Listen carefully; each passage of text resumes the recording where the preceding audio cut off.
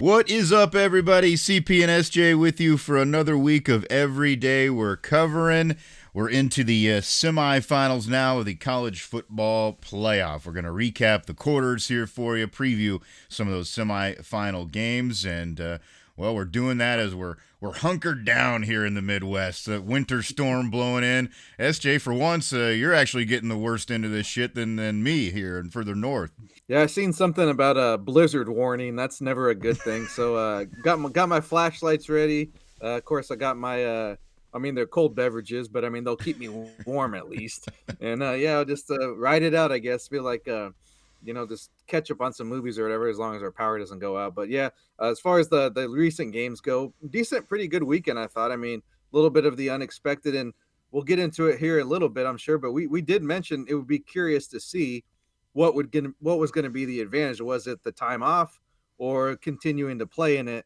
Obviously, was loud and clear what was the advantage with these quarterfinal matchups. Yeah, we'll get all into that, and yeah, a lot of good football here to talk about, or at least interesting lines along those games that we can talk about here. As we get rolling, though, here as we're drinking our way through a winter storm, let's tell you what's powering us through. SJ, what you got pouring over there tonight? I'm still going pretty strong with the stouts lately. I got the Old Dude Stout, which is a Odell Brewing Company, one of the Nice. few people I like in that state of Colorado. That's probably, I mean, if I had a top five, they're probably, at least if not in it, they're close to it because they make some pretty good varieties no matter what kind of beer that you like. But just, I mean, your standard stout, nothing. There's no peanut butter, there's no chocolate, there's no coffee, but still pretty damn good, and 5%, so not bad, not too much, but enough to keep you warm here on this cold day. Yeah, sometimes some of those are the better way to go than rather than getting too cute with all kinds of weird ingredients. Just I, standard I, beers I was telling sometimes. you about one I almost pulled the trigger on a while back. That spicy pickle one. I saw another one that was another sour, and I think it was like had something with like candy cane peppermint type thing with Mm. like nuts even in caramel. I was like, I mean, I appreciate the effort, but I think, like you said, that's doing too much in that case. Yeah. So I mean, yeah, sometimes it works. I mean, I guess experimentation is not a bad thing sometimes, but yeah, usually at the end of the day, coming back to the core values is, kind of the bedrock of everything.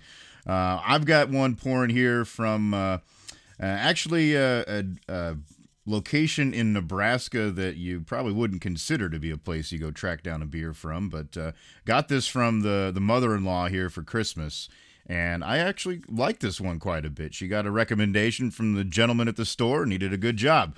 It's Divots Brewery out of Norfolk, and they make one called Red Zone Copper Ale, and it's pretty solid. Again, it's just a straight up kind of, your typical copper. You got a little bit more malt action taste beer, and it's good stuff. I like how smooth it is. I enjoy it. Yeah, I actually heard of them. I hadn't been able to try them just because, like you said, even the areas of that state that I get to, I don't get that far north usually. But on your recommendation, if I were to I'm snagging them first chance I get. Yeah, it's good stuff. And I do have on in queue here. I'm sure I'm going to get to it. I had to track down and grab that pack of the chocolate pistachio stout from Oh Imperium. yeah, So I'm gonna try one of those here. So maybe I'll you'll give be you living good after that. give Oh you a yeah. live reaction on that one later. All right, yeah. So that's what we've got pouring here this week. Give them a try. Let us know. Let us know your review. Hey, maybe we're wrong on those in your mind, and sometimes we're wrong on the picks too. Sometimes we're right though, and I got one of those here this past week from somebody. So we'll get into it. We're going to start here with obviously the first game that got it kicked off on the New Year's Eve. So if you weren't out partying it up, you were watching some football, and it turned out to be a decent contest. It wasn't, I guess, necessarily overly entertaining, but Penn State, Boise State, I thought was a decent football game. Penn State wins it 31-14. Ends up not really being kind of the way that we wanted the game to work out here for the most part.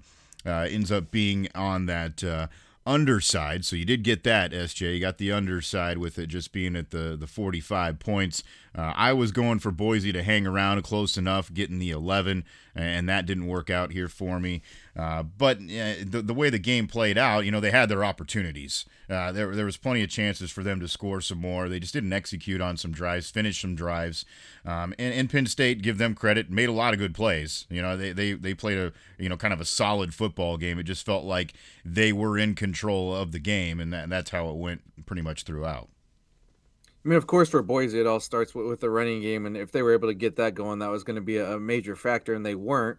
And for the simple fact of, we knew Penn State was going to key in on it, but with the talent that with Ginty that he is, you're like he's going to make a play here or there, and he just had an off night, and you probably got to mostly credit Penn State for that because he still didn't. I don't think he played that badly. When you look at the numbers, you're like, it looks worse than it probably was, but if you actually watch the game with an open mind and kind of use your eyeballs there pretty much every run, he's making a guy or two miss about the time he gets the ball. It's pretty hard to play like that. So, I mean, he's not going to do it. He seems like a pretty, straightforward. Going to take the blame on his shoulders. But the O line there didn't really do him much of a favor at all. Didn't have many holes to run through. And there was a couple of highlights out there where it was like a 7 or 8 yard gain, but he probably made 4 or 5 guys miss just to get like 7 yards. Uh-huh. And that's just it's hard to do. And the thing that surprised me the most, though, that I will think this is on him was those 2 fumbles there in the first half. He had fumbled twice all season, and so that wasn't a thing I was even thinking about. Like I could have thought maybe he's not going to get the yardage, the 200 yards. That's understandable against a good defense like Penn State, but for him to kind of lay the ball on the turf there a couple of times, to me that was a little bit surprising as far as how he played. But Penn State, I mean, they're pretty salty, and if they get a big play here or there, like just to getting 30 points for them, they're going to be tough to beat. However they score them, wherever the points come from, turnovers, special teams, defense, that's going to be tough. You got to keep them, I think 20, 24 or less if you want to beat them, because that defense is pretty legit. Yeah, and Ginty ends up going over 100 yards still, which not a bad outing in most people's eyes. That's what I'm saying. It's like a terrible game, and it's like he still had over 100 yards. Yeah, granted he ran a lot, but that's Yeah. what they do. So of course they're going to give him the ball. You just don't give it to your best player. Why? You got to try it. And the thing that kind of annoyed me a little bit is I immediately saw, of course, a lot of the haters out there like, oh, he finally plays a real team and he can't do anything, kind of thing. Well. Yeah, you knew 100% that was what Penn State was going to sell out to try to do, was stop him. And they just did a good job of it. I mean, yeah, and like you said, the line needed to do a better job to give him a little bit of space, just to at least get started on most plays. That was the problem. He couldn't get, a wheel turning to begin with. But what he did, on his own, I think if you're a true football fan and kind of understand the game, and you watch how he plays and you watch that and thought that he's not a good player, you're an idiot. Like You're lying to yourself. You're trying to see something that's not there. I mean, you got to credit the other team, but it wasn't it wasn't like he didn't show up. You can't say that. Yeah, and I agree. The turnovers, obviously, yeah, that's on him, and especially the second one. I thought the first one was just kind of like the guy made a good play where the hand got it, was kind of a lucky hit, here.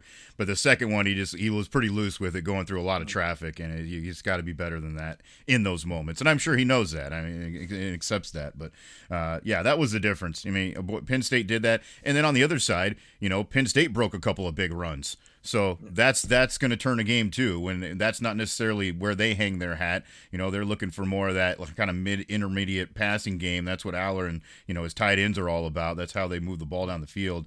But busting some huge ones, and that late one to seal it with over 50 yards, that's a big game-changing type of thing. So yeah, credit Penn State. They made the plays, got it done. Overall, I thought it was still a decent football game in the quarterfinal rounds. I wouldn't walk away from it saying that neither team deserved to be in that moment or that spot, and it was just it just played out. The better team was Penn State on that day. Yeah, it's always going to be kind of a topic of conversation, unfortunately, when it's still a little bit up for there's some what do you want to call it, up for debate when it comes to who gets picked for this 12 teamer. But that's gotten to be too much, even for the person that likes to have a spark a debate or have a conversation. It's like every single play, it's like, oh, see, they shouldn't be in. Let the game play out, and if they shouldn't be in, hey, guess what? It's not your, that they'll maybe fix it next time, or maybe they won't. that's kind of just how things go. Like Mhm. you see blowouts in any other level of playoff, any other sport it might be. You know, from March Madness to NFL playoffs to friggin' hockey, Stanley Cup. How many teams come down from 3-0 and win? Like it's just Yep. it's how it's the nature of sports. So it just and it's from that same faction of fans that they just can't get over themselves, but they're gonna have to because they're I guess their days of so-called being on top are seem pretty numbered here. Yeah, yeah, yeah. Apparently, as that's over, so we'll get to that as we continue with the rest of these games. So that was the first one. So we go, 1-1 as far as the picks are concerned. SJ got you something there.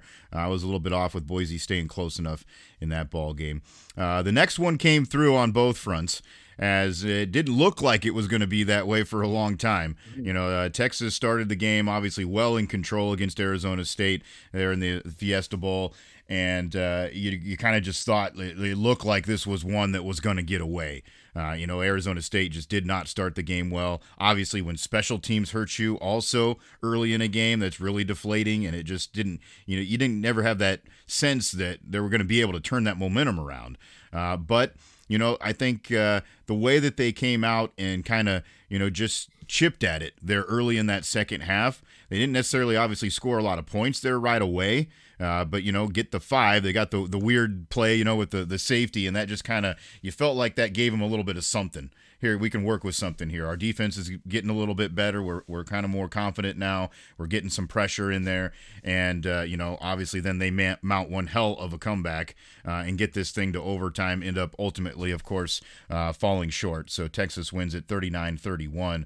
But one hell of a football game. I mean, we were certainly waiting for one of these in one of these games to provide the excitement and kind of unexpected factor, and that's what we got. And a lot of that credit belongs to Arizona State because they clawed their way back in that game. Yeah, it's I mean, for just watching as like kind of pulling for an underdog type of thing, like it was kind of I thought they let it get away from him. There's a few reasons, just kind of really where it changed. And you talk about it's how many games we watch, and then people that you're friends with, or people on TV, and then you go to the announce, and it's like I don't. People are never gonna understand that it's a freaking 4-quarter game. Yeah. It's just like everything. It's like, oh man, I don't know about this. They're not, look at. And the thing is, like, I mean, the weird thing. I mean, I guess not weird when you know that it was all Tessitore on the call with his, big, blowhard there, but nothing. I mean, maybe I missed it because I was in and out a little busy there early in the day, but there wasn't much of a mention of the Arizona State defender who was missed the first half because of a targeting Yeah. suspension until he came back. I was like, well, that would have been, Mm-hmm.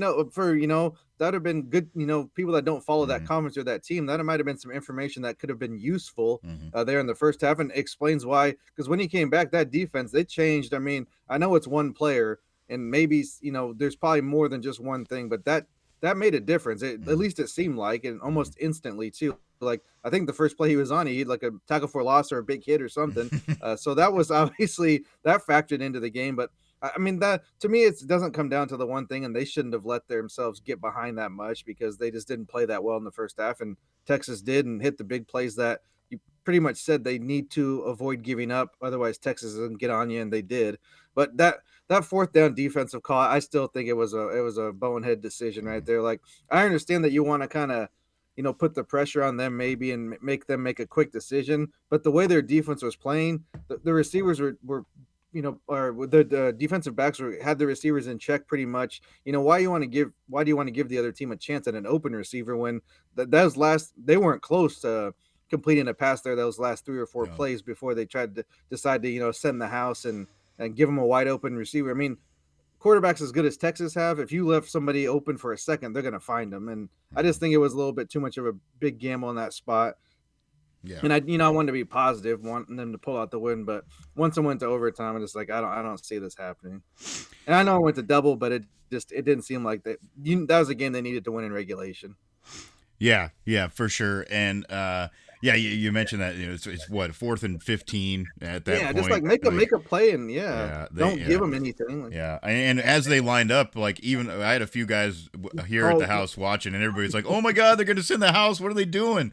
And then you kind of expected they're going to do that show and then drop two guys That's why I out. thought that they're going to drop back. I was like, Yeah, I just said they better drop back here. yeah, Nope. and then they went for it and give Texas's line one hell of a thumbs up because they picked it up beautifully. Like, there was nobody that got through. They just stonewalled it. And when you give him that extra few seconds, and now you've got somebody down there, just heave it up, and that's exactly what Ewers did. So yeah, and I don't know if you saw the post game comments from Kenny Dillingham. Like, he took ownership of Yeah. it. Oh yeah. He said, like, that's 100% my fault. The guys played good enough to win this game, and I made the wrong call. And then he was also explaining, and I got caught up with this a little bit too in the moment, because you watched the replay and you did see the one safety that was deep there, and he kind of just, it seemed like he lost track of where anybody was and was kind of hesitant to try to drop back, and it went over his head. And you're like, well, what is he looking at? Well, Dillingham explained, Yeah, the when we short knew route, that, yeah. he's going to look for an underneath route. Like, we teach him that. That's not his fault. So I think that's cool that a coach comes out and not only, kind of takes ownership, but explains it to the average fan that maybe doesn't know what they're trying to do. Because sometimes it can look like that it's a player's fault, but maybe it's just the scheme that they were running. Yeah, I didn't really think that was too much a player's fault. I was more on my like, why the hell do you make that call? And I mean, I wasn't aware like who calls the defense and who makes the plays, but at that time, just because I don't follow that team that closely. But I was just like, it's not a situation where you gamble. And how often do you see like a zero blitz actually like paying off unless it's like a 4th and short type of run play? Yeah. I mean, Mm-hmm. it seems like you're more bad can happen. I mean, well, you get a pass interference call or you get a defensive holding because that on that short route, maybe he gets, maybe it's a double move or something, and he tries to get around him, and the defender grabs him and tackles him, and then there's a first down that way too. There's two or three things bad that can happen to you, and maybe like one good. So Yeah. in playing the odds, I think it's just too much of a gamble. But when you look at their team and the way they play, you got to kind of be who you are at the same time. So you Yeah. can't totally fault them because they've been a little bit of a, kind of that, I wouldn't say like a riverboat gambler, but they take some chances and do Mm-hmm. some unconventional things. Mm-hmm. So you got to kind of take the good with the bad sometimes. Yeah, and I think a lot of that stems too from just the way some of their guys play too. Yeah. Levitt's kind of that way. I mean, Mhm. he frustrates the hell out of you, but he's fun to watch too at the same time, because, like, the dude buys time, and he's gonna, he's always looking to make a play. Still, sometimes it's ridiculously stupid, sometimes it really works out. So that's kind of I think they take on that mantra, and then obviously you got to tip your cap to Cam Scadaboo and the way that he played in that game. I mean, the guy obviously ran his mouth plenty about who he is and what he does, but he also came and backed it up a little bit too. Yeah. When you're over puking your guts out on the sidelines and you come back and you're still breaking through tackles and running down the field, throwing touchdown passes, like, the guy did a little bit of everything. So he ended up winning the offensive MVP of the game. So pretty unique for a guy, losing the game to do that. And yeah, he put on one hell of a show. I got to tip my cap to him, because he certainly was a player that caught a lot of people's eye at the end of the season. Yeah, I thought maybe the comments were probably not like a little bit ill advised, but I mean, if that's who you are, that's who you are. But then the game started, and I was like, I didn't really have any feelings towards this guy one way or the other. I know he's a pretty good player and tough, plays hard and all that type of stuff. But early on, I was kind of like, man, this guy's just a straight Yeah. a hole today. Because I mean, he's there like cussing out the line, like Yep, he throwing his was. helmet on Yeah. the sideline, yelling at the coach. I'm like, okay, you want to do that, that's fine. But if you have a one-on-one situation, then you better make the man miss, because he wasn't doing that early. And I'm wondering, like, was he sick or something else happened? Because to puke in the middle of the game, I know he's a bigger guy, but dude, they're in better shape than that. Even like the dudes that are like freaking, Mm-hmm. just freaking juiced up or whatever. Even they're not saying they're juiced, but Yeah, just yeah, I know. fucking, I don't know the personal time, but Yeah. the dudes that are freaking all swole, even them, they're in good shape, So I don't think he should have been like out of shape or getting tired just from playing a typical football game. So that's what that was like. I wonder if he was like under the weather and just didn't want to say anything, but it didn't matter in the second half, because I mean, when that pass play, the trick play, they had him throw the touchdown pass on. After, I was like, man, I don't know if Arizona State's going to lose now, because when you make plays like that, it's like, oh crap, this Texas was just shell shocked, Mm-hmm. from those plays, but they found a way to win. And oh man, the big mistakes the Arizona State made were just at the worst times, but that's what separates the championship teams from people that don't win the championship. Mm-hmm. Yeah, and yeah, there's lots of little things that you can look at. Before I move on, I agree with you. Early on, I was kind of like, especially when he was arguing even with the coaching staff, it was kind of like, dude, you got to chill out a little bit here. Like, Yeah. and they're not going to be on your page much longer here if you keep doing that and not producing on the field too. So, yeah, that was interesting. Obviously, maybe that's they knew the relationship they had with him and they handled it, whatever. But yeah, it came down awesome. Obviously, I do an awesome finish. And there are other points in the game too. I mean, the missed field goals. There's just so many opportunities on both sides to win this game. So yeah, Believe it. I mean, in the second overtime, they go and score on the first play of the double OT. I'm like, oh, that's when you knew it was like, yep, well, it was a good effort, but yeah. I mean, because that was a total bust. No one went with that receiver. Obviously, it was a well designed play, but it wasn't anything like out of the ordinary where it's just like, you got to just be communicating, know who's got who if it's a play action type of play. But Yeah. yeah, tough way to lose. But I mean, they definitely. I'm sure they earned quite a few fans that day. Yeah. It was one of those, of course, we were just reacting to the ridiculous way that they scored before. And it's like, you almost weren't even ready for them to go again. And it's like, holy shit, they bring a play. And it's like, touchdown. Yeah. What do you mean? No. I know. Well, at first, I was like, because I don't know if I stepped out or just was didn't pay attention close. And I was like, is that a damn replay? Like, no, they freaking scored again. I was like, that's not the same guy. Yeah. So crazy finish, and yeah, Texas gets by. But we did hit both sides of the wager. Lagukin there for the game to end up with the over 51. That obviously also wasn't looking good for a while, but the way it finished was good. And then Arizona State, of course, for on your side, being within 13. Again, didn't look great early, but finished that way, and we come out doing well on that one. So I did get a thank you from a listener on that one. He sent me a little screenshot of his he bet both sides of that on a little same game parlay. It was like, hey, thanks. So that was a good one. We appreciate that. So that was a good game. And then unfortunately we got let down immediately after that. We started the Rose Bowl, and you sent me a text a little bit after the game started, and almost exactly what I was thinking too, because did Oregon forget that this game didn't get postponed? Like, it started, bro.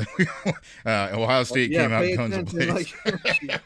Unreal. Well, the weird thing was, like, I'm kind of sometimes I'm too much the opposite of how I made the comment of people like kind of just like, oh shit, it's over. Like, they're down 14 because several of the games started like that and then ended up being fairly competitive, or at least for a little bit came back. So I was like, it's all right, Oregon will settle in here 14. But once got to be about into the first quarter there early in the second, they just weren't.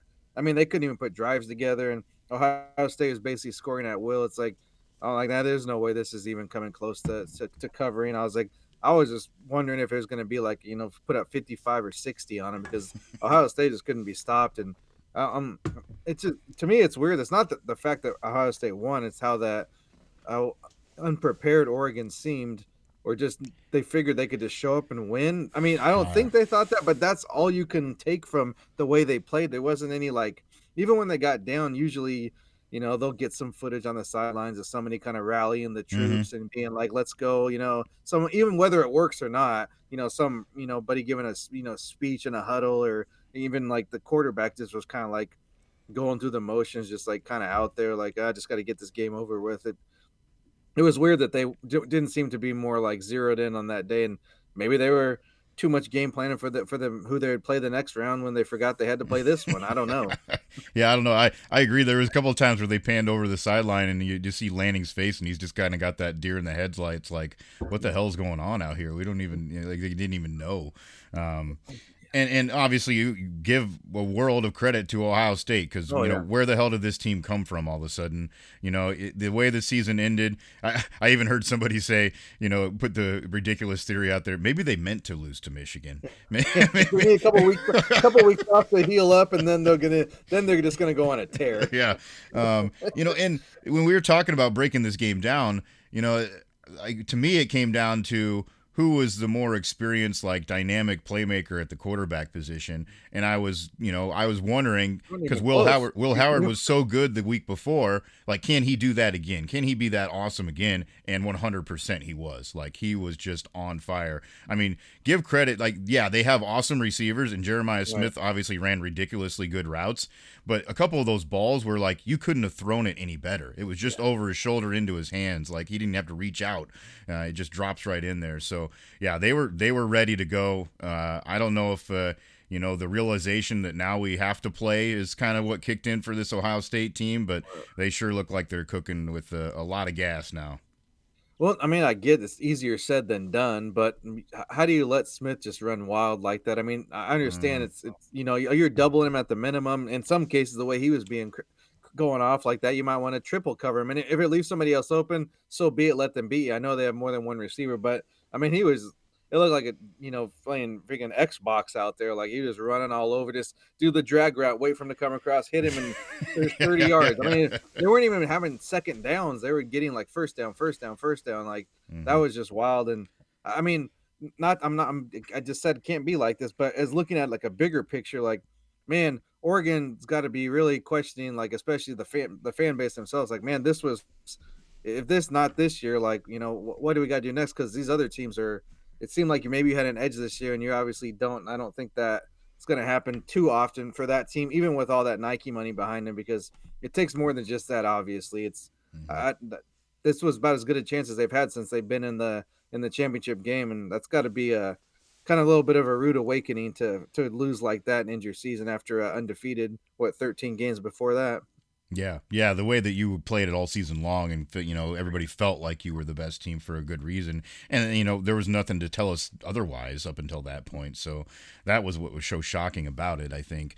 And yeah, I don't know if Ohio State just did one hell of a had one hell of a game plan ready to go, and exposed some things and saw some things from that first time around. And obviously we always talk about playing a team again. It does make it much more difficult for sure, but you don't They don't usually. usually beat you by four. Yeah. Yeah, they beat you 40-20 the second time if Yeah, you lose.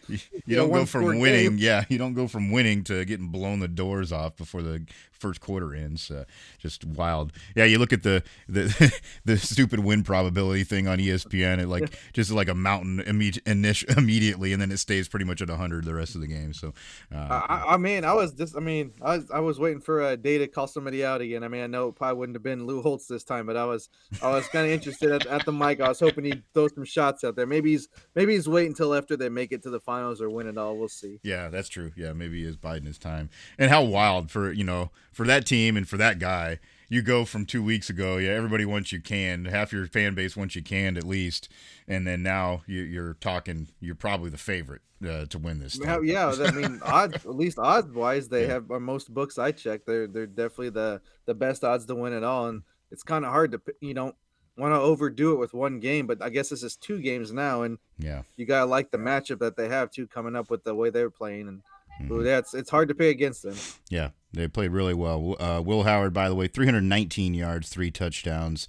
And then, of course, Travion Henderson had a couple of big runs, too. So they kind of did a little bit of everything there for Ohio State to win that Rose Bowl. But obviously, from a fan perspective, very disappointing, not much fun to watch. And from our perspective, we were picking Notre Dame or picking Oregon to win the game, even getting a couple points, and they needed a whole lot more than a couple.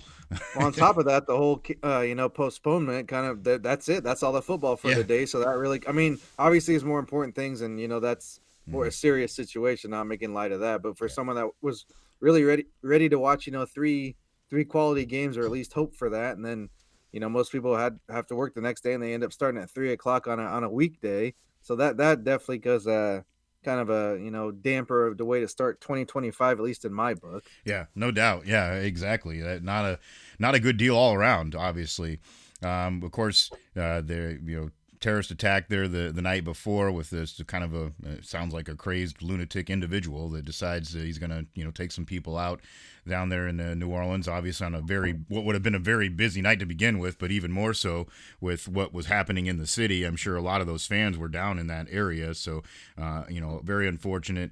They decide, and I don't know how you make those decisions. I have no clue what goes into civil security, the local emergency management, what they feel like they have to do to make a place safe.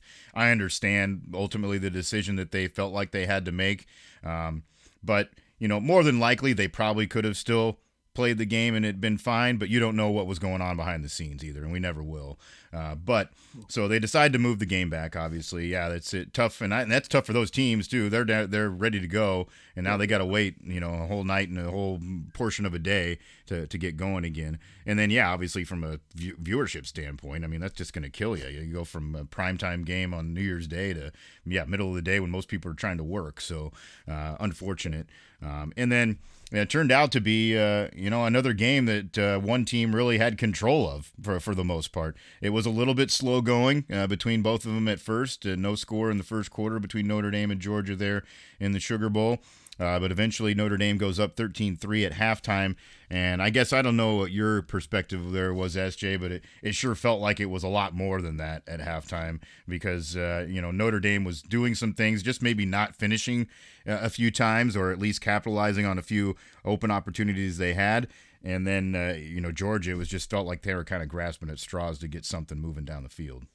I mean, on here on the pod and anybody that would listen to me, I was pretty much telling, I was like, Notre Dame's going to run away with this game. It's going to be an easy win. And after the first quarter, I'm like, crap, I was a little bit nervous there. Didn't feel so confident. But a couple of plays here or there, and oddly enough, these two teams are going to match up here. But Notre Dame is very similar to Penn State, at least in my mind, as far as how their offense isn't exactly like, they're not going to be guaranteed 28 points, or you can't expect them to put together a 10-play 85-yard or 80-yard drive when you need it, or even whenever in the middle of the game. They have to manufacture points in different ways, whether it be special teams. They got a kick return there. The first touchdown was by that big fumble play there.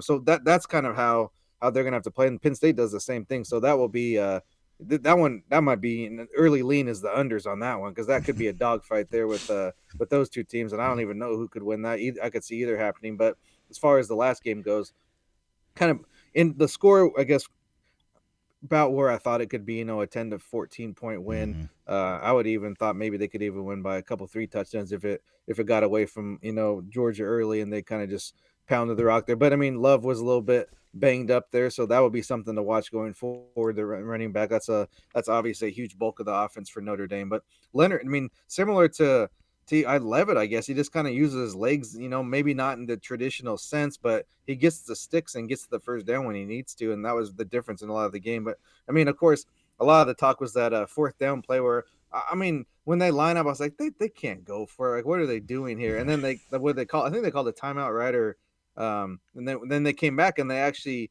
had the punt team out there, and everyone's like, oh, okay, they're gonna punt it. Mm-hmm. And then of course they do the hockey line change, and and Georgia's just freaking losing their mind on the sidelines. And I couldn't believe it. He kept saying, like, the smart was like, they can't do it. I was like, what are you talking? Yes, they can do that. Why can't they do that? He was saying they can't do that. I was like, how can you? Because they even ran out with maybe like 11, 12 seconds on the play clock, and the refs gave them 5, 6, 7 seconds. Their allotted time to substitute. So yeah. I couldn't believe. I was like, they're not snapping. I was like, I'm glad he did, because he jumped off. So I was like, snap it now, and chuck it up. And I was like, oh, they better call an offsides here. If it's a false start, I mean, I guess they just, whatever, it'll be okay either way. Just have to punt. But yeah, I couldn't. That was a gutsy movie. I know they didn't really like it. Kind of was given to them, but even to line up and do that, it's one of those things where, like, well, maybe people should try this more often, because you're probably not always going to get the offsides, but at least it kind of a little bit more of that element of surprise, because how many times do teams line up and you like, they're just trying to draw them offsides, like, and you're not going to get it then, because everybody knows, like, they're not snapping it. But at least in this case, even if you have to take the 5-yard penalty, or maybe the other team burns a timeout, then that's one less timeout for them to work with, especially in this game where you were down to like under 7 minutes to play. Yeah. I mean, obviously, it's a strategic move, and that's that's what Notre Dame was going for, and yeah, it works out to their favor. I mean, yeah, don't be upset about your team not being disciplined. That was is your fault. Like, that is what it is. Well, look at their sideline. Are you surprised? Like, they're going like ape shit. The freaking coaches, like, of course the players aren't calm. That was one thing with the previous coach that the team I followed had. I always hated, because I'm just like, dude, he's so freaking that much of a loose cannon. Your team is going to be the same way. Like, they're not going to be calm if you're such a hothead, and that's Smart's the same way like that. It's like, there's no way you can you can't say, do as I say and not as I do. That just doesn't really work. Yeah, So, yeah. but I mean, but on the other side though, like I'm kind of surprised, or maybe it's just because it's Notre Dame and stuff. But that has as loose as Freeman is for Notre Dame, and even gets a little bit, has a little bit of celebrations and Mhm. doing a little strut and almost had the Ric Flair going on there after one play. I mean, I enjoy it and I like it. I'm kind of surprised just for that institute being so like stodgy and stuffy that they actually let people have fun. It's kind of Yeah, nice to see. Like I still don't. I mean, that was just one game. I thought they're gonna win. I'm not necessarily like rooting for them. Don't get me wrong, but yeah, it is kind of nice to see like maybe a youth movement there with your coaching because you've had so many crusty old freaking farts for yeah. so long there. It's a little bit of a change and nice to see. Yeah, it is a change of pace for them for sure. And when that change happened, somebody reminded us. I saw a tweet, talked about, remember this all started when Brian Kelly walked out of the room, and Mhm. everybody went nuts when Marcus Freeman walked back in the door. So I yeah, did see that video get reposted. I'm like, man, they were saving that one, weren't they? And yeah, and the thing is too, whoever was taking that, they had a pretty. I mean, they were pretty confident the talent was there. What that wasn't the problem because you wouldn't have, held on to that or even thought to shoot that video if you yep. weren't saying that. Well, maybe the coach was the problem, and looks like that was the case. Yeah, yeah, they've certainly turned it on. They had their obviously had the little bit of doubt earlier in the season, but it has worked out now here at this point, and yeah, they're playing well. It was really a good performance, kind of both sides of the ball. And we talked about too, they had Key Cog out on the defensive line. That didn't seem to make too much of a difference for them there either. They had some other guys step up and really play well in the game on that front. So yeah, good performance there by Notre Dame. You mentioned the losing your mind thing. There were a couple of things that were obviously hilarious. Of course, the blowhard that doesn't have any pads on running into the official was a pretty funny moment in the game. He might not be around much longer. That was hilarious. And then That's the other account. He like, how do you hit when they cut back on him? It's like, oh, this guy knows he's dead. He just knows he's dead. Like, oh my, I effed up, man. I I'm might have sorry. just left the sideline and be like, I'll watch them friggin' back. I'll watch them, whatever in the clubhouse. I'll catch this one at the, go over to the French Quarter and hit a sports bar or something. Like, man, that was bad. Like, Mm. and what? But that's show. I mean, a lot of times people was like, you kind of say it, just being like, what the heck, or like joke about it. But like, man, sometimes there is like way too many people on the sideline. If someone just like when you cover like even just games at a lower level, or you get to the college especially, it's like, dude, what are all these people doing down here? Like does every player need its own coach? Like Mm-hmm. you can't even navigate some of the sidelines. Yeah. It's so over the top. Yeah, yeah, and I mean that's one of the things I thought about later too. Is I'm kind of like just it's funny that this guy who's not even suited up gets in the play, but it's like yeah, how many times do you see just whoever? I mean, obviously they invite a bunch of random recruits sometimes that are down there somewhere. You've got the random celebrities sometimes that are on a sideline if a I mean, they coach want to get their allows old that. players back if they're obviously whether Yeah, they're pros or not. Get any type of publicity for your school that you can. It's understandable, but it's like I don't know why. I mean, he was on like the white. It wasn't like the refs were kind of because I know there was like, oh, he barely touched him, and I was like, dude, you're not even supposed to be up there. yeah, yeah, yeah. No kidding. That's absolutely what it was. But yeah, I was just thinking to myself, how do you know, or how do you even control some of that? Like, you don't know what one of these idiots is going to do. Like, so I would be pretty, I guess, blunt and forward when you give somebody that pass. Like, here's the rules. Here's where you got to stay, kind of thing. So I don't know. I'm like, yeah, you're not walking up and back. You can watch from this spot right here. If you don't like it, buy a ticket. Yeah. The other thing that was funny too is I saw somebody posted a thing on Twitter and they're like, "Remember, Kirby Smart should be in jail right now." And they showed that clip from when they played Mississippi State and he came running over, pissed about a call, and he like pushed a player over after he went out of bounds. It's like, yeah, there it is again. That like just that hothead reactionary stuff. Sometimes like that'll get you occasionally. So yeah, but Notre Dame looked good and get the victory. All right, so that was the quarterfinal round of games, and now, of course, we move on here to the semifinals, and we'll get a little peek here into what these games have in store for us here. Coming up as we'll finish it off with a couple more of the traditional big bowl games, the Orange Bowl and the Cotton Bowl. This will be on Thursday and Friday here this week. Thursday, January 9th, 6:30 p.m. kickoff there for the Orange Bowl. Notre Dame and Penn State will be the first one for us. and obviously ESPN has the coverage for all these games from here on out. But yeah, this is going to be a fun matchup here. The way these two teams are playing, you mentioned already, I kind of alluded to. I think probably what we both think with the defense is looking so solid here so far, and just the way that they play. And now you feel like they're going to match up against a team, that has that, power on the other side against them. Is that going to gum things up? It's going to maybe come down to, I think, one of those deals where a mistake maybe costs one team this game. They do seem pretty evenly matched, I think, at this point. Well, and yeah, I mean, also you got to factor in that extra day of. In this case, I mean, maybe it's a bad thing because we Mm-hmm. looked at the teams that had the bye that had, quote, more rest, and all of them lost. So, Mm-hmm. Penn State in this case would have the more rest. So, does that favor Notre Dame? I mean, I don't think so because it's only a day different, but Yeah. I'm sure it'll be brought up if Penn State ends up, running away with this game, and that'll be a headline there. But it's this is a, of course they're all going to be hard to tell now. You got four teams left, the four best teams, as the system allows you to play it out. So it's going to be tricky there. I do think even though they're very similar, if you had to like kind of maybe find a difference or two, I think Penn State is a little bit more explosive on both sides of the ball. As far as the playmakers, they have a few more, not a lot, and then there's a couple more injuries. We mentioned the D lineman on Notre Dame, and then also the safety Watts.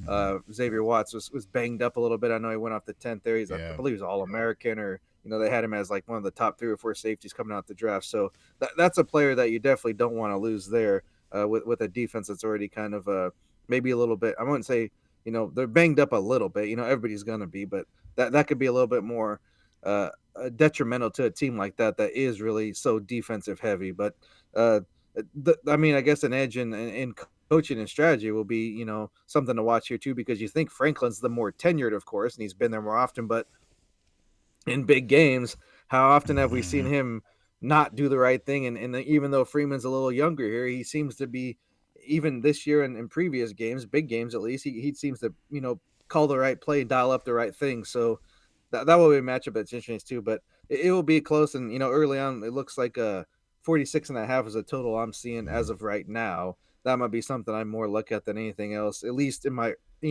initial lean here. We'll probably do picks here later in the week, but that'll be something that would be something I'd probably more venture to in this game, just because of how similar these are and how well they're both playing right now. It's hard to kind of pick against either.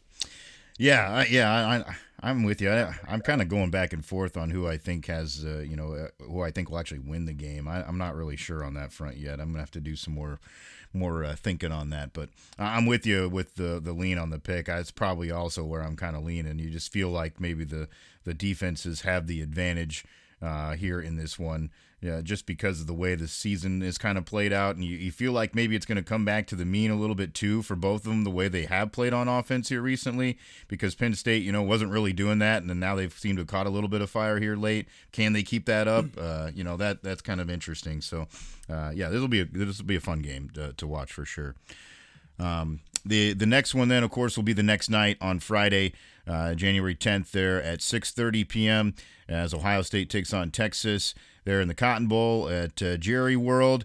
And I'm seeing Ohio State right now as a 6-point early favorite. 53.5 is the number here. Um, you know, like we kind of alluded to earlier here, I don't know that there's any way that you pick against Ohio State here in this game, and especially the way you saw Texas kind of give up their ground in that last one. The team that maybe isn't built to hold a lead, so to speak. So I just feel like Ohio State's hitting on all cylinders with this offense right now, and they're going to be tough to slow down.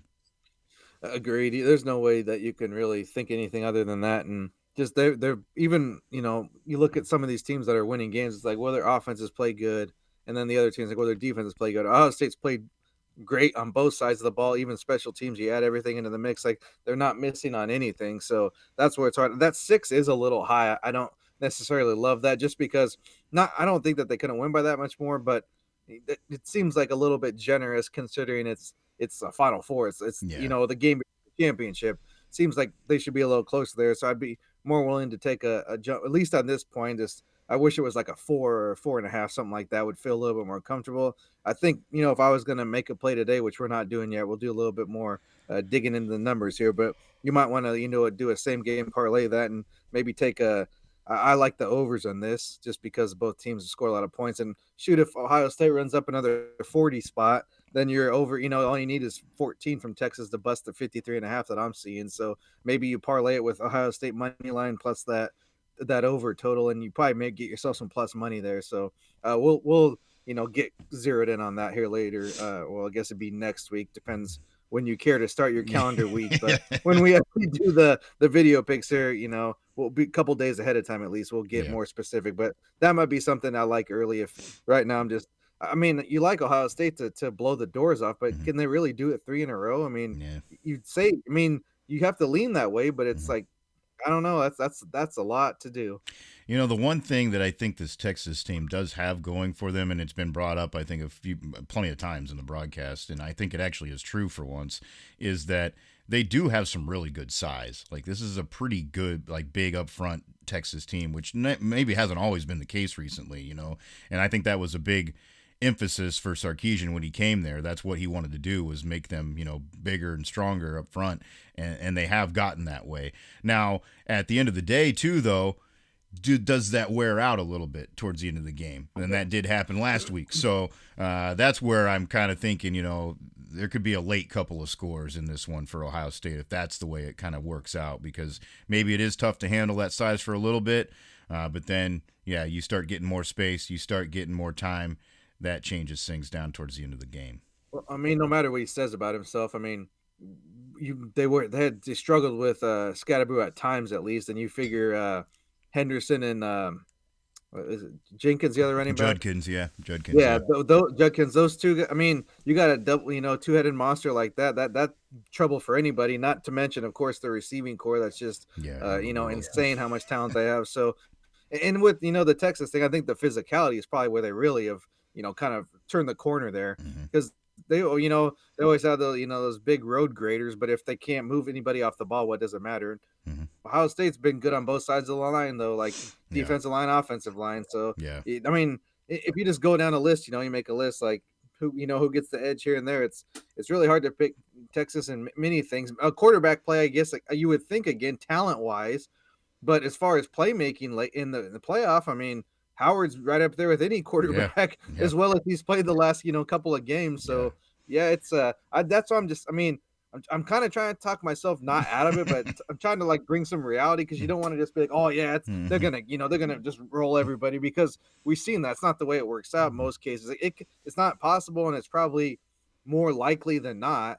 But you got to have a little bit of got to have a little bit of a sense of reality when you're making these picks and looking into it. So that's all I'm trying to do, at least in this case. I'm with you there. That makes a lot of sense. And I guess I'm done with the doubting on the Will Howard thing, because we're not. I mean, I'm even with these kind of I guess whatever like caveats I'm throwing out here, I'm still fully thinking Ohio State's going to win. I just don't. I think that 6 is a little high as far as like value for your bet. That's all I'm saying. Yeah, for sure.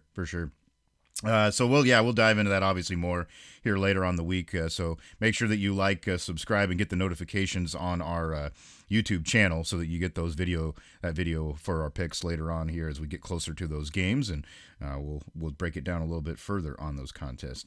That does, of course, bring us to the overall discussion that we have alluded to a little bit as well. Is all we heard about was how there should have been more of these SEC teams in this playoff, and well, lo and behold, the only SEC team left is really a Big 12 team. So funny how that worked out at the end of the day. Now they're loving Texas too, right? Like, the open arms. We always wanted them. yeah. And well, it's like I said to somebody else, it's like they're not even. I mean, you don't even mention them with the conference, because they're their own thing. They're their own entity. They don't care about who they. They're basically independent, but they just want they want the spoils that come with being in a conference, with all the extra TV money and all that stuff. Monetary spoils. Yeah, but they're definitely doing their own thing. Yeah. So interesting. And of course, we heard a lot of barking early on in that first round, and now, what how do you have to anything much to argue about? Because those are the teams that you had time to wait. You know, they were with Georgia. You feel like you probably had more time to prepare. Obviously, it's a tough situation when you don't have your number one quarterback, but you did get that extra time to think about it too, and you didn't deliver and really weren't really in much of that game, you know, from our perspective. So, and then for Smart afterwards to make some comment about how we're gonna have to look at how this is done or something. Like what is wrong with you people? Like we how long did we work and wait for this to happen? And now we're gonna sit here and bitch and moan about the teams that we think should have had a better situation didn't win. Well, too fucking bad. You didn't win. Like I you mean, had your chance.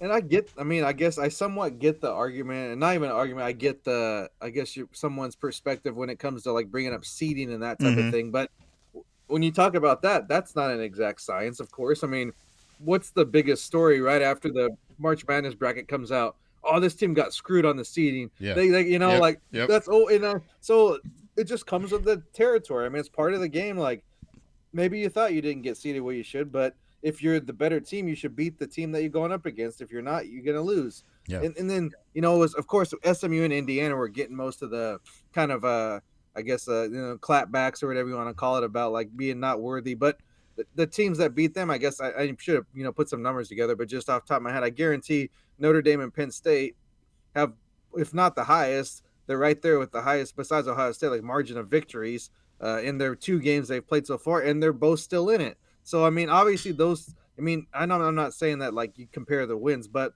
the teams that those teams lost to were obviously just clearly better than them because they're in the Final Four, both of them. So I mean, SNU and Indiana doesn't mean they were bad teams. They just run into some better teams than them and met them on the wrong day and had to play at their home field on top of everything. Like that kind of seems to be getting lost in the arguments. Like, well, I mean, yeah, they got blown out, but they literally had to go to the other team's home field to do it. I mean, if Georgia plays at Notre Dame, what do you think that game looks like? Yeah, yeah, exactly. Yeah, yeah. No kidding. Yeah, is that what you want? Okay, fine. Take that. Well, that's one thing I do. That's a change. I do think they need to go all the way to the quarters at home sites. I I agree. would like I to see agree. that. Like, and that I mean because with them not being willing to like automatically give those buys to the conference championship. Well, that's fine if you don't want to do that, but there needs to be some type of like incentive or reward for winning your conference. And I think at least one home game, if not two, is a decent. If you're not going to give them that automatic buy, you got to give them something. I think, and it's just, I mean, It's the better. game's fine once it starts, but it's just like it's so freaking. It feels like an NFL game. It's so freaking corporate and Uh huh. it's like stale. Like no one's there either because I mean, you look at a team that's in the Final Four. How many? What 3 games in how many days and across country? And I mean, I don't.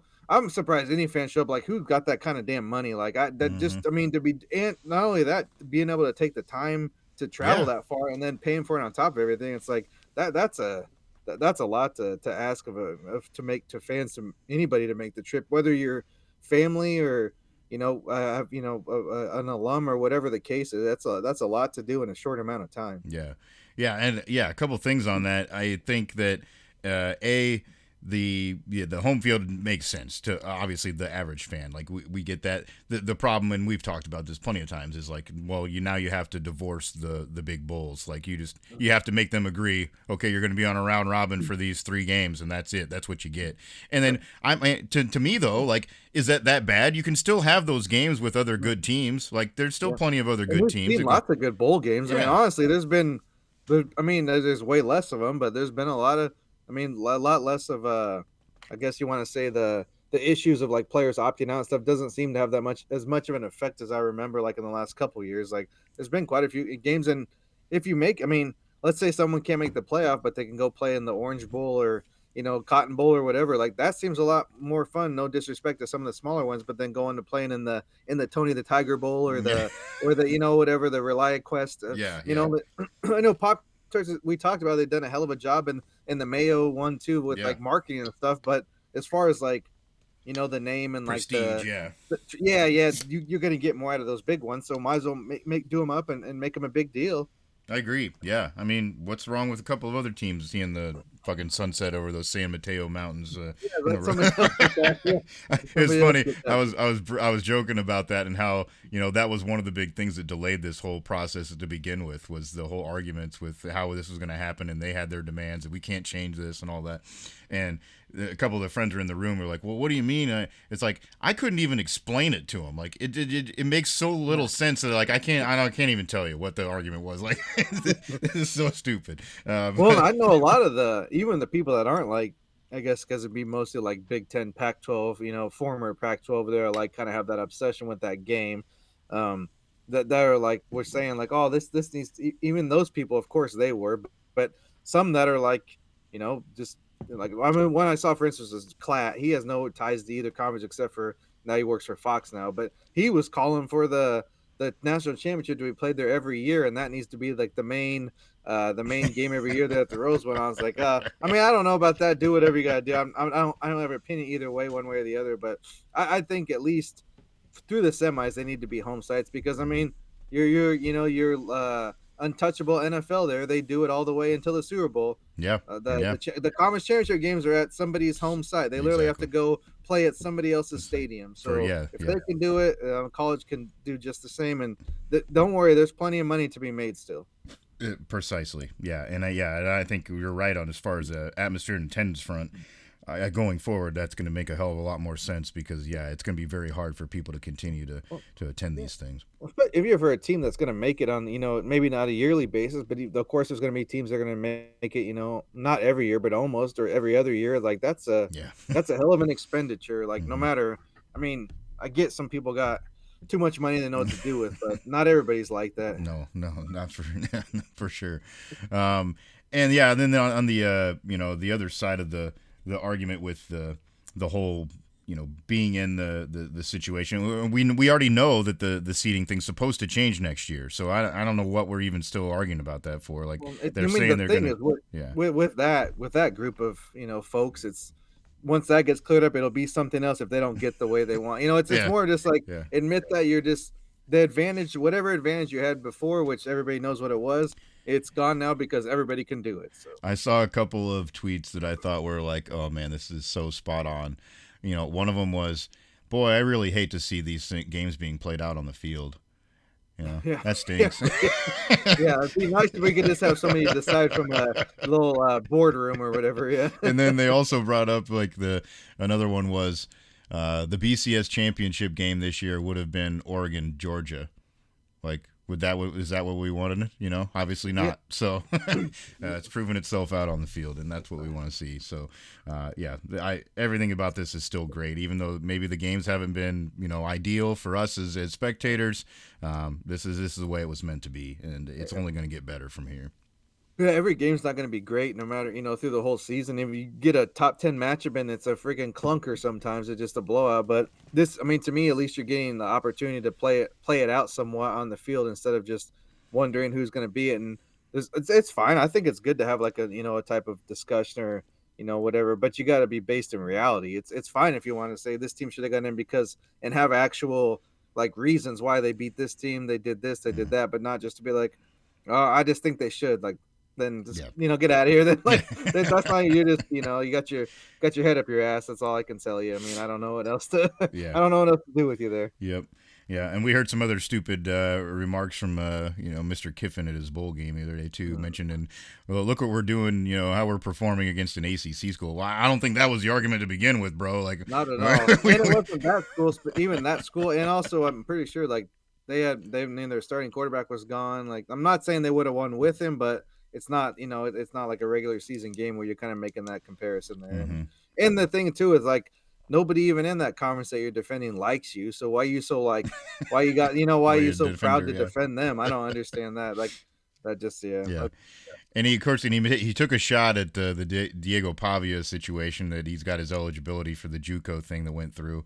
He just made a comment. Maybe we should see if Jackson can get another year. Well, okay, go ahead, whatever. Put your waiver request in. It seems like everybody gets it anyways. Might as well I try. mean, I mean, if he's not doing that, I don't know what else he's going to be doing. So like, he might as well play another year in college and be your graduate assistant next year. So Yeah. he might as well suit up. Yeah. The only thing that gets me about that whole deal is we just got through this whole situation with all these kids that had the extra years because of the COVID Yeah. situation, and now we're going to throw in another round of kids that can play some more with this JUCO thing. Like, I don't know. I mean, No. that's one that I'm not really totally on board with. Like, you already decided what your route was going to be and how you were going to live this out. Sure, maybe make it a set number of years or something. At some point, you gotta set some kind of like firm. This is what it is for everybody's situation, and make it happen. But it just seems like it's been real squirrely on. We're just going to start making things up on the fly here. Well, it almost seems like they're just trying to like make up for all the things they screwed up on, like Yeah, that's true. within like a 2 or 3 year span. Like, oh crap, because I think that was an oversight and a bad what do you call whatever their regulation and whatever you want to call it. I think it was wrong, but now that, like you said, you got the people coming off the extra years with the pandemic, and then also now you're freaking making people trim their rosters down to 105 at the same time while you're saying more kids have eligibility.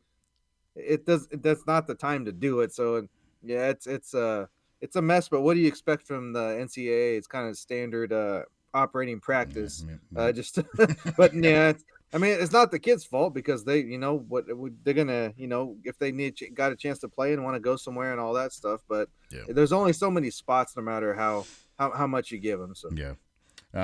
By the way, on a lighter note, as far as marketing genius bowl games, I will say, not a fan of the guy, but PJ Fleck did take the Mayo bath like a champ. I would, yeah. I was just like, and like even just watching the game, I don't know how much you saw of it, but I mean, they were literally like trying, like, I guess they just. It's like, they have like the mayos, all kinds of different mayos, flavors, whatever. I mean, it must be. I mean, I'm assuming it's a Southern thing. It's got to be. It's in Charlotte, right? The game is, or somewhere down there. Yep. But it is like, it's popular. I mean, Dukes. Everybody knows Dukes. I guess I'd never heard of Dukes till they got the game.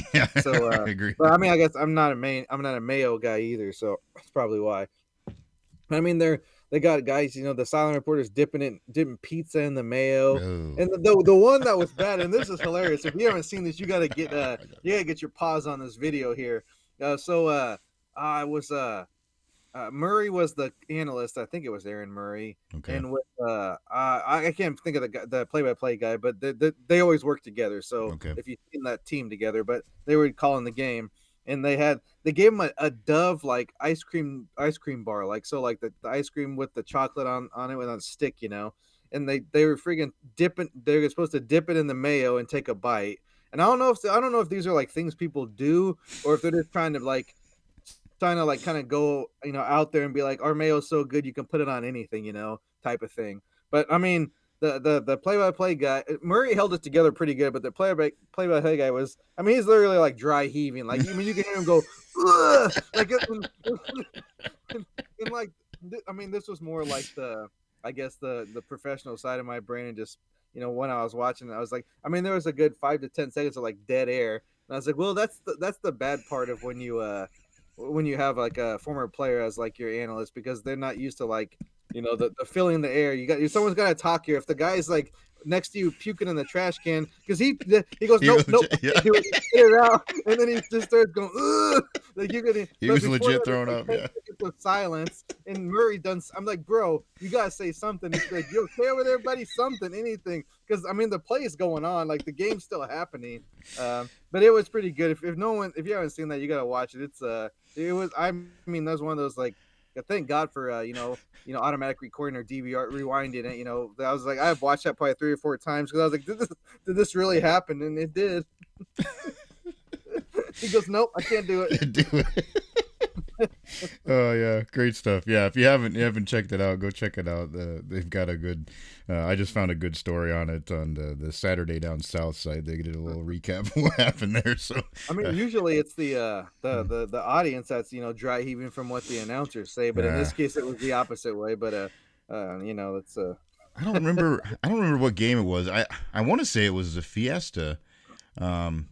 There was a game I was watching over the weekend, and they had an issue with the play-by-play guy's mic. Like, it went out for a long time, and the guy that was doing color, you could tell, like, he's like, oh crap, like Yeah, I like he was can't like do on this. one on major was it the second major league Yeah, with the yeah, takeover exactly. Monty? Yeah, take He over was my not prepared yeah, for this yet. yeah. No, broadcasting school did not pay off for him. Yeah. Like he was like he like you could tell he like tried to jump in there. They're like somebody's over there waving at him like say something, bro. Say do something, and he's just Yeah, like yeah. well yeah, and he brought up. I mean he was just making stuff, but you could tell he was Yeah. just reaching, and then the play would happen. He'd just go silent, and it'd just be the play, and then they finally got to like where it came to a break.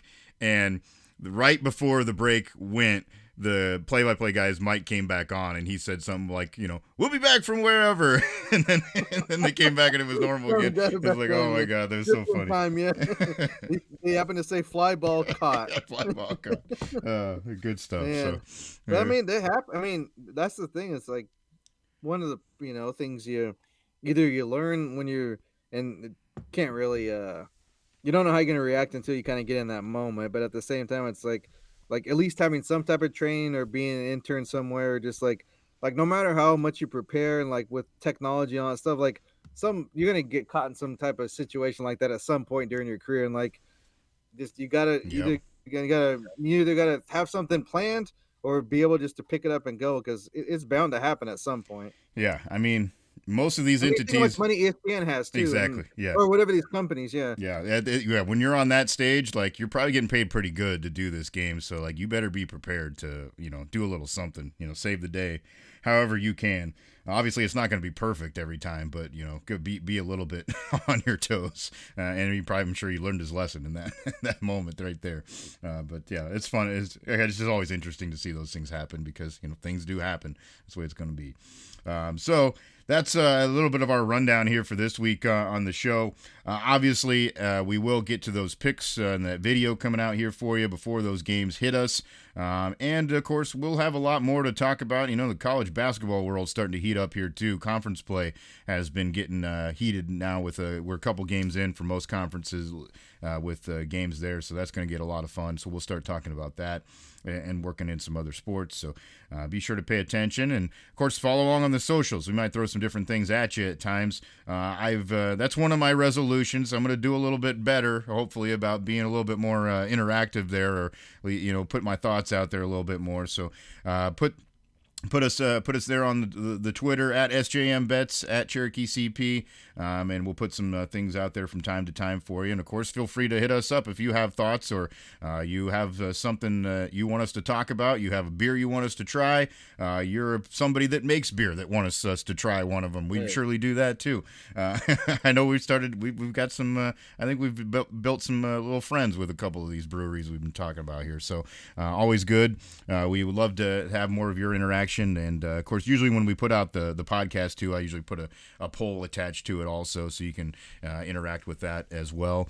The podcast available on all the major platforms, including our host at Spotify, but we're everywhere, including that YouTube channel. So if that's where you go for the picks, maybe you want to use that. But whatever you prefer to use, you're going to be able to find us just for the show name. So that's what we have this week. We'll get geared up for those semifinal picks. Hopefully, we're going to have some great games and get this thing finished off the right way. That's SJ Munoz. I'm Chris Parks. Thanks for joining us for another week of Every Day We're Covering. We'll see you next time for some more covers.